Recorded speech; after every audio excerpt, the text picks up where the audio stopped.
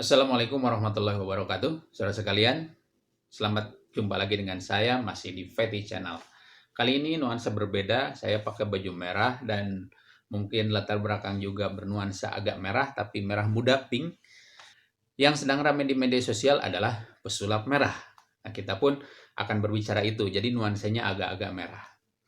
Saudara sekalian, akhir-akhir ini ramai sekali di media sosial kaitan dengan pesulap merah versus Gus Samsudin, yang orang sebut Samsudin. Karena Gus itu katanya kan turunan dari Kiai ya, anak Kiai. Tapi nggak apa-apa lah, saya sebut aja di sini Pak Samsudin gitu ya. Ya.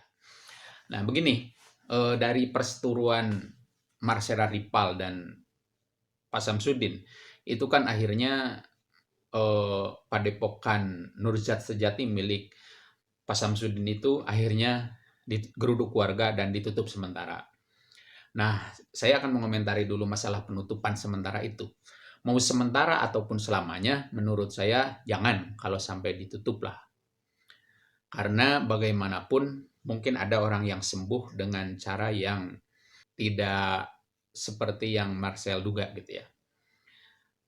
Karena ada testimoni, saya dibacakan sholawat, saya bisa sembuh katanya. Atau mungkin ada juga yang berkata dengan dibacakan doa, saya sembuh. Hal-hal yang seperti itu sebaiknya ya itu lanjutkan, nggak apa-apa lah.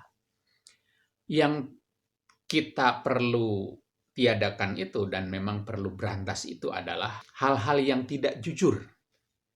Sesuatu yang rekayasa itu dibilang kekuatan goib. Nah, hal-hal yang seperti itu yang perlu kita berantas. Itu namanya kan pembohongan.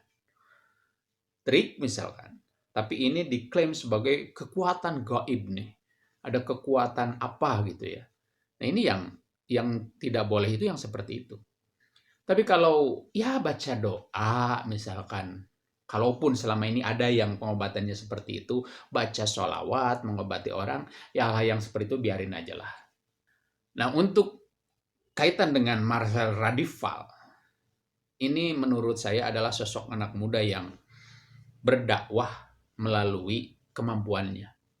Dari dulu saya sering mendengar seorang ustadz, bahkan guru saya pun, mulai dari guru SD sampai ke guru ngaji di tingkat atas, tetap semuanya juga harus melawan yang namanya perdukunan. Karena itu menuju ke arah kesyirikan. Tapi sekarang itu kita susah mencari dukun yang dandanan dukun seperti di film-film.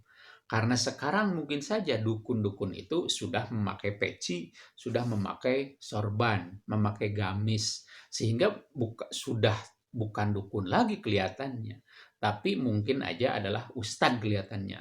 Makanya yang digembor-gemborkan adalah dukun berkedok agama, kan seperti itu. Karena orang berpandangan nggak mungkin, karena dia itu ahli agama, nggak mungkin berbohong. Nah, jadi semua kita memiliki pesan untuk berdakwah. Dia, seorang Marcel Radival, itu berdakwah dengan kemampuannya. Saya salut, karena memang titah agama seperti itu. Ustadz-ustadz berdakwah melarang adanya kesyirikan melalui perdukunan, melalui santet dan sebagainya, jangan percaya santet dan sebagainya. Tapi mereka hanya berkata, dia tidak tahu bagaimana untuk membuktikan bahwa itu adalah bohong. Tapi kalau ahli seperti Marcel Ripal, dia berani membuktikan bahwa ini bukan sesuatu yang gaib, ini adalah rekayasa. Kalau saya berkata seperti itu dengan dasar memberantas kemusyrikan, saya kan tidak bisa membuktikan itu. Tapi kalau dia kan memiliki kemampuan untuk itu. Karena begini saudara sekalian, kalau kita percaya terhadap hal-hal yang seperti itu, santet ambil salah satu contoh. Kalau kita percaya kepada santet, kita akan melahirkan perbuatan dosa lagi. Karena apa? Kalau kita sakit, kemudian kata dukun kita disantet, kemudian kita percaya bahwa kita disantet, kita akan suudon, kita akan berprasangka buruk kepada orang lain. Siapa yang nyantet saya?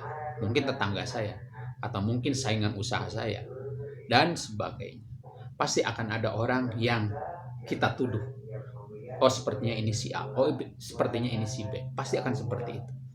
Jadi efeknya akan melahirkan dosa kembali tatkala kita percaya kepada santet. Jadi itulah saudara sekalian, kenapa sampai saat ini ya saya setuju dengan apa yang pesulap merah lakukan, karena itu ya memang pesan agama seperti itu. Harus memberantas kesyirikan-kesyirikan baik yang kecil ataupun yang besar.